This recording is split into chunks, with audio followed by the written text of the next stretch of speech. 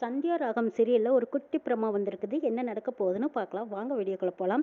இத பாரு தனா, நினைச்சு அழுதுட்டே இருக்காத. இனிமே இந்த கார்த்தியும் உன் பக்கம் வராம இருக்கா. அவனுக்கு நம்ம ஊர் பஞ்சாயத்து மூலமா ஏதாவது பெரிய தண்டனையை கொடுக்கணுங்கிறாங்க மாயா. இந்த விஷயம் வெளியே தெரிஞ்சா என்ன ஆகுங்கிறாங்க. இத பாரு, இப்படியே பயந்து இருக்காத. பஞ்சாயத்து மூலமா தான் இதுக்கு ஒரு நல்ல தீர்ப்பு நமக்கு கிடைக்கும். இதுக்கப்புறமா நம்ம அந்த கார்த்தியை விட்டு வைக்க கூடாதுங்கிறாங்க மாயா. கதிர் தனா ரெண்டு பேருமே சம்மதம் சொன்னதுக்கு அப்புறமா மாயா ஒரு முடிவு எடுக்கிறாங்க. நான் பாத்துக்கிறேன், பஞ்சாயத்துல மட்டும் நீ நடந்த விஷயத்துங்களை வந்து சொல்லிருங்கிறாங்க மாயா. சரிங்கிறாங்க தனா. அடுத்த நாள் பஞ்சாயத்தை கூட்டியிருக்காங்க மாயா. யார் பேர்ல யாரு பிராது கொடுக்குறீங்கன்னு கேட்குறாங்க ரகுராம். தனா கார்த்தி மேல புகார் கொடுத்துருக்காங்கிறாங்க. அப்படியா, என்ன விஷயம்னு கேட்குறாங்க. சொல்லவே நாக்கு கூசுது. அதனால லெட்டர் மூலமா எழுதியிருக்கோன்னு சொல்லி மாயா அந்த லெட்டரை கொடுக்குறாங்க. ஊர் பஞ்சாயத்துல இருக்கிற அந்த பெரியவங்கலாம் அந்த லெட்டரை படிக்கிறாங்க. தனியா இருக்கும்போது கார்த்தி வந்து என்னைய தூக்கிட்டு போயிட்டான். என்னை காப்பாற்ற வந்த கதிரை அடிச்சு போட்டுட்டு என் கழுத்துல கட்டாய தாலி கட்ட பார்த்தா, என் கையை காலையெல்லாம் கட்டி போட்டுட்டு என்னை சித்திரவதை பண்ணான்னு சொல்றாங்க தனா. அந்த ஊர் பெரியவங்க லெட்டரை படிக்க ரகுராம் ஆத்திரத்திலையும் கோவத்திலையும் கண்ணு செவக்க அப்படியே கோவத்தோட உட்காந்துருக்காங்க. புவனேஸ்வரியும் பஞ்சாயத்துக்கு வந்திருக்காங்க. என்னம்மா சொல்றீங்க? இந்த பையன் இப்படியெல்லாம் அட்டூழியம் பண்ணிட்டு இருக்கானே, இவனுக்கு என்ன தண்டனை கொடுக்கலாம்? நீங்க என்ன அமைதியா இருக்கீங்க? இதுக்கு என்ன தண்டனை கொடுக்கலாம்? நீங்களே சொல்லுங்கன்னு கேட்கறாங்க. புவனேஸ்வரி பார்த்துட்டு எல்லாரும் முன்னாடியும் இந்த கார்த்தியை திட்டுற மாதிரி திட்டுறாங்க. ஏன்டா இப்படி எல்லாம் பண்ணிட்டு இருக்க? கொஞ்சம் கூட அறிவே இல்லையா? அந்த பொண்ணு வாழ்க்கையில ஏன்டா இன்னும் மறுபடியும் சிக்கலையும் பிரச்சனையும் கொண்டு வரேன்னு கேட்கறாங்க. அப்படியெல்லாம் எதுவும் நடக்கலத்த, அவங்க பொய் சொல்றாங்கிறாங்க. கார்த்தி பாருடா, கார்த்தி தனாவை காணானா உடனே உன் மேலதான் சந்தேகப்பட்டு நம்ம வீட்டுக்கு தேடி வந்தாங்க. அப்பவே உங்ககிட்ட கேட்டபோது அப்படியெல்லாம் எதுவும் இல்லைன்னு சொல்லி சமாளிச்சு, ஏற்கனவே நம்மளுக்கு நிறைய பிரச்சனை தலைக்கு மேல இருக்கு. அப்படி இருக்கு இப்படி ஏன்டா சிறு பிரச்சனைகள் எல்லாம் இழுத்துட்டு வரேன்னு கேக்குறாங்க புவனேஸ்வரி. அப்படியெல்லாம் எதுவும் எல்லாத்தையும் இவங்க சொல்றது எல்லாம் நம்பாதேன்னு சொல்லி சமாளிச்சிட்டு இருக்காங்க கார்த்தி. ஆனா அழுதுகிட்டே நடந்ததையெல்லாம் சொல்லிட்டு இருக்காங்க. இவன் சொல்றதெல்லாம் போய் இவன் என்ன தனியா கடத்திட்டு போயிட்டான். கூட்டிக்கிட்டு போய் எங்க அப்பாவோட பண்ண வீட்டுல தான் வச்சு என் கையை காலையெல்லாம் கட்டி போட்டா. கந்தசாமி என்ன கூட தேங்காய் உரிச்சிட்டு இருந்தாங்க. அப்ப நான் அவங்கள கூப்பிட்ட போது அவருக்கு காது கேட்கல. திரும்ப வந்தது என்னை அடிச்சு கட்டி போட்டு துன்புறுத்தினான்னு சொல்றாங்க தானா. வீட்டுல சம்மதத்தோட தான் இவனுக்கு கல்யாணம் பண்ணி வைக்க பார்த்தாங்க. அதுதான் நடக்கலன்னு ஆயிப்போச்சு. அப்புறம் இவன் விலைக்கு வேண்டியதானே திரும்ப என் விஷயத்துல எதுக்காக தலையிடுறான்? பேசாம ஒதுங்கி போக வேண்டியதானே. இப்படியே எனக்கு பிரச்சனை கொடுத்துட்டே இருந்தா எப்படி நிம்மதியா வாழ முடியும்? இப்படியே பண்ணனானா நான் சாக வேண்டியதானே சொல்லி அழுகுறாங்க தானா. இதை கேட்டதும் அப்படியே ரகுராம் மனசுல சுருன்னு ஒரு சக்தி புகுந்த மாதிரி அவ்வளவு ஒரு கோவம் வருது. ரகுராம் கோவத்தோட எழுந்திருச்சு கார்த்திகிட்ட போறாங்க. என்ன தைரியம் இருந்தா என் பொண்ணுகிட்ட இப்படியெல்லாம் நீ நடந்திருப்ப? அடிக்கிறதுக்காக போறாங்க. அப்ப ஊர்க்காரங்க எல்லாரும் தடுத்துக்கிறாங்க. ஐயா, நீங்க கொஞ்சம் அமைதியா இருங்க. ரகுராம் பொண்ணு மேல பாசம் பொத்துக்கிட்டு வந்துருச்சோ? அவ அழுதுகிட்டு சொன்னது நீயும் நம்பிட்டியா? என் பொண்ணே கிடையாதுன்னு இந்த ஊருக்கு மத்தியில இந்த பஞ்சாயத்துல தான் நீ சொன்ன. இன்னைக்கு உன் பொண்ணு சொன்னதுனால உனக்கு ஆத்திரம் கோவம் வந்துருச்சான்னு கேக்குறாங்க புவனேஸ்வரி. என் பொண்ணு சொன்னதுக்காக மட்டுமில்ல, இதே இடத்துல வேறொரு பொண்ணு சொல்லியிருந்தாலும் இதைத்தான் நான் பண்ணிருக்கேன். இவன் செஞ்ச அயோக்கியத்தனத்துக்கு இவனை இப்படியே உயிரோட விட்டு வைக்க கூடாதுங்கிறாங்க ரகுராம். கரெக்டா சொன்னீங்க பெரியப்பா, இவனுக்கு சரியான தண்டனை கொடுக்கணும். இவன் இருக்க வரைக்கும் தனாவுக்கு நிம்மதியே கிடையாது. அதுக்கு இந்த பஞ்சாயத்துல இவனுக்கு சரியான தண்டனை கொடுக்கணும். இனி காலத்துக்கு இந்த பக்கமே இவன் திரும்ப கூடாதுங்கிறாங்க மாயா. இதோட போகாம வேற எந்த பொண்ணையுமே இவன் திரும்பி கூட பார்க்க கூடாது. அந்த அளவுக்கு இந்த பஞ்சாயத்துல அவனுக்கு பெரிய தண்டனையா கொடுக்கணுங்கிறாங்க மாயா. தனா பக்கம் திரும்பி பார்க்காதபடி இவனுக்கு பெரிய தண்டனையா கொடுக்கணுங்கிறாங்க மாயா. இதை கேட்டுட்டு இருந்த ஊர்க்காரங்களும் ஆமாங்க ஐயா, இப்படியே ஒரு பொண்ணுக்கு குடைச்சலும் கஷ்டத்தையும் கொடுத்துட்டே இருந்தா அந்த பொண்ணுதான் எவ்வளவு நாளைக்கு தாங்கிக்கும் பாவம். இவங்க செஞ்ச தப்பு ஒன்னா ரெண்டா சொல்லிலேயே அடங்க முடியாத அளவுக்கு அளவில்லாம தப்பு பண்ணிட்டே இருக்காங்க. பார்த்தாலும் யாரோ ஒரு பிரச்சனையில தலையிட்டுக்கிட்டே இருக்காங்க. இருக்கிறவங்களுக்கு தொந்தரவு கொடுத்துட்டு தான் இருக்காங்க. இவங்க குடும்பத்துக்கே சரியான தண்டனை தள்ளி வச்சாச்சு. அப்படி இருந்தும் மறுபடியும் இந்த கார்த்தி கிட்ட வம்பு பண்ணிக்கிட்டே இருந்தா இது எத்தனை நாளைக்கு சகிச்சுக்கிறது? என்னைக்கு திரும்பி பார்க்காத அளவுக்கு சரியான தண்டனையை கொடுங்க ஐயான்னு ஊர்க்காரங்களும் சொல்றாங்க. புவனேஸ்வரி கார்த்தியை முறைக்கிறாங்க. கார்த்தி புவனேஸ்வரியை பார்த்துட்டு அத்தை, இவங்க சொல்றதெல்லாம் பொய்யத்தை நம்பாதீங்கிறாங்க.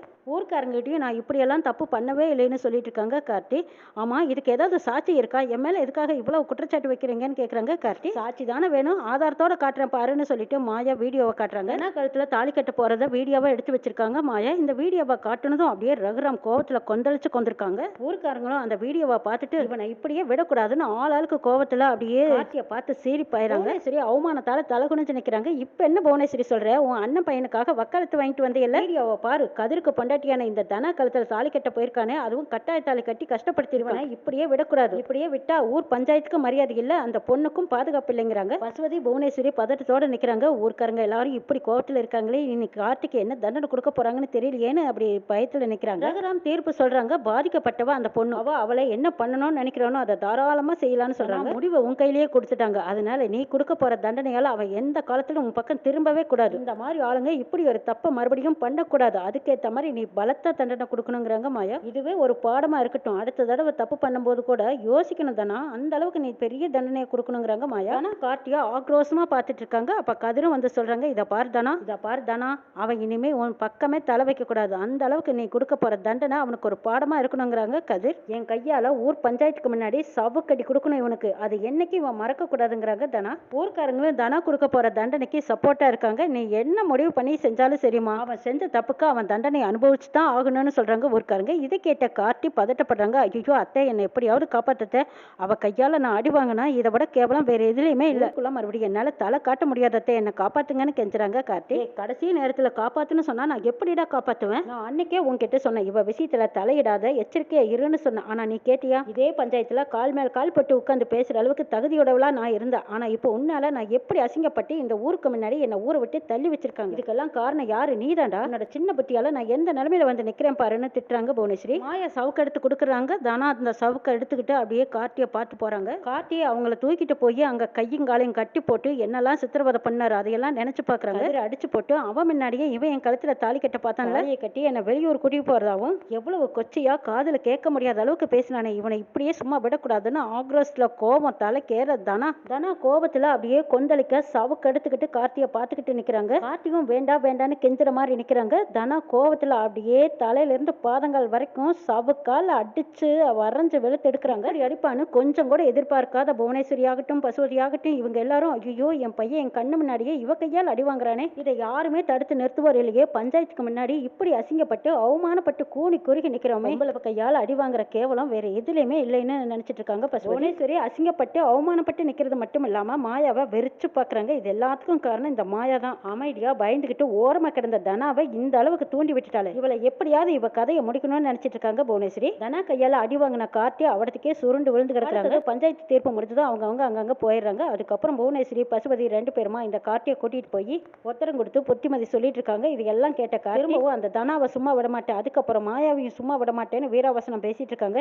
டே, இவ்வளவு அடி வாங்கினதும் பத்தலையா, மறுபடியும் இதை பத்தியே பேசிட்டு இருக்க, கொஞ்சம் பேசாம அமைதியா ரகுராம் குடும்பத்தை அழிக்கணும்னு நினைச்சோம், ஆனா நீ இப்படி போய் வசமா மாட்டிக்கிட்டு எங்க எல்லாத்தையும் தலைகுனிய வச்சுட்டியேன்னு சொல்றாங்க பசுபதி. நீ எவ்வளவு செல்லமா வளர்த்துன, எனக்கு இருக்கிற ஒரே பையன் நீ அவ கையால் அடி வாங்கிட்டிய, அவமானமா போச்சுடாங்கிறாங்க பசுபதி. போனதும் சீனு மாயாவை புரிஞ்சுக்கிட்டாங்க. மாயா நல்லா புரிஞ்சுக்காம உன்னை எப்படி எல்லாம் மனசு காயப்பட பேசி குடும்பத்துக்காக நீ எவ்வளவு கஷ்டப்பட்டிருக்கேன்னு இப்பதான் தெரியுது. உன்னை நினைக்கும் போது எனக்கு ரொம்ப பெருமையா இருக்கு மாயாங்கிறாங்க. உன்னோட அன்பு பாசத்துக்காக நான் எவ்வளவு நாள் எங்க இருக்கேன் தெரியுமா, நம்ம காதல் உண்மையானது, நீ எப்பவாவது ஒரு நாள் என்ன புரிஞ்சுக்குவேன்னு எனக்கு நம்பிக்கை இருந்துச்சு, அந்த நம்பிக்கை வீண் போகல பாத்தியாங்கிறாங்க மாயா. ஆமா மாயா, நீ என் மேல வச்சிருந்த நம்பிக்கையும் காதலும் உண்மையானது, அதனாலதான் நம்ம ரெண்டு பேரும் ஒருத்தருக்கு ஒருத்தர் சேர்ந்து இருக்கோங்கிறாங்க சீனு. மாயா, நான் இன்னைக்கு சந்தோஷமா இருக்கேன், நம்ம ரெண்டு பேரும் சேர்ந்து கோயிலுக்கு போலாமான்னு கேக்குறாங்க. தாராளமா போலாமே அப்படின்னு மாயா சீனு ரெண்டு பேரும் கோயிலுக்கு போறாங்க. கோயிலுக்கு போய் சாமி கும்பிட்டு கையால மாயாவுக்கு நெத்தியில குங்குமத்தை வச்சு விடுறாங்க. இன்னைக்கு எவ்வளவு சந்தோஷமா இருக்குன்னு தெரியுமாங்கிறாங்க. ஆமா சீனு, இந்த சந்தோஷம் நம்ம கடைசி காலம் வரைக்கும் இருக்கணுங்கிறாங்க. நான் சாமி கிட்ட வேண்டிக்கிட்ட நிச்சயமா நம்ம சந்தோஷம் நிலையா இருக்குன்னு சொல்லிட்டு இருக்காங்க. மாயா, எவ்வளவு பிரச்சனைகளை தாண்டி வந்திருக்கோம், இப்பதான் எல்லா பிரச்சனைக்கும் ஒரு முடிவு தெரிஞ்சிருக்கு, எல்லாம் கடந்து வர எவ்வளவு கஷ்டப்பட்டிருக்கோம்லங்கிறாங்க சீனு. நம்ம ரெண்டு பேரும் ஒருத்தருக்கு ஒருத்தர் புரிஞ்சுக்கிட்டா இந்த கஷ்டம் எல்லாம் காணாம போயிடும் சீனு, எப்பவும் இதே மாதிரி சந்தோஷமா இருக்கணுங்கிறாங்க மாயா. சரி மாயான்ட்டு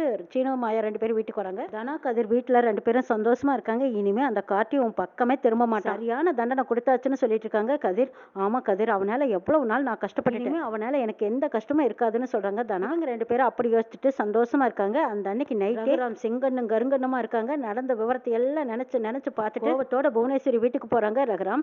புவனேஸ்வரி வீட்டுல புவனேஸ்வரி பசுபதி இவங்க எல்லாரும் கார்த்திக்கு ஒத்தடம் கொடுத்துக்கிட்டு அவனுக்கு புத்திமதி சொல்லிக்கிட்டு இருக்காங்க. அப்ப ரகுராம் வந்ததை எதிர்பார்க்காத புவனேஸ்வரி எதுக்காக வீட்டுக்கு வந்தேன்னு கேக்குறாங்க. ரகுராம் பதில் சொல்லாம போனதும் அப்படியே கார்த்தி நெஞ்சு மேல குறி வச்சு ஓங்கி ஒரு ரத கொடுக்குறாங்க. தைரியம் இருந்தா கல்யாணமான என் பொண்ணு மேல நீ கை வச்சிருக்க, தோட்டத்து பங்களாவிலேயே என் பொண்ணை கடத்திக்கிட்டு போய் கல்யாணம் பண்ண பாத்தியாடா, பொண்ணு மேல கை வச்ச உன்னை நான் சும்மா விட மாட்டேன்னு சொல்லிட்டு நெஞ்சு மேல காலு வச்சு அப்படியே மிதிச்சு கொள்ள போறாங்க. அப்ப புவனேஸ்வரி காலை பிடிச்சு கெஞ்சுறாங்க. இத பாரு ரகுராம், செஞ்ச தப்புக்கு பஞ்சாயத்திலே தண்டனை கொடுத்தாச்சு, இதுக்கப்புறமா நீ தண்டிக்காதேங்கிறாங்க. பஞ்சாயத்து கொடுத்த தீர்ப்பு இது, இந்த ரகுராம் கொடுக்கற தீர்ப்பு, என் பொண்ணு மேல கைய வச்சவனா நான் சும்மா விட மாட்டேன், பணமா போட்டுட்டு தான் போவேன்னு சொல்லி ரகுராம் கோபத்துல சீறி பாஞ்சுக்கிட்டு இருக்காங்க. பசுபதி புவனேஸ்வரி ரெண்டு பேரும் ரகுராம் காலை பிடிச்சு கெஞ்சிக்கிட்டு இருக்காங்க. கார்த்தி ஒரு பக்கம் வச்சு இல்லாம திணறிக்கிட்டு ரகுராம பார்த்து கையெடுத்து கும்பிட்டு கேக்குறாங்க, இனிமே உங்க பொண்ணு விஷயத்துல நான் தலையிட மாட்டேன், என்ன மன்னிச்சிடுங்கன்னு கெஞ்சுறாங்க. இதுக்கப்புறமும் என் பொண்ணு பக்கம் திரும்பினா உன்னோட உயிருக்கு உத்தரவாதம் கிடையாதுன்னு ரகுராம் மிரட்டிட்டு போறாங்க. என்ன நடக்க போகுதுங்கிறதையும் நாளை சொல்ல பார்க்கலாம்.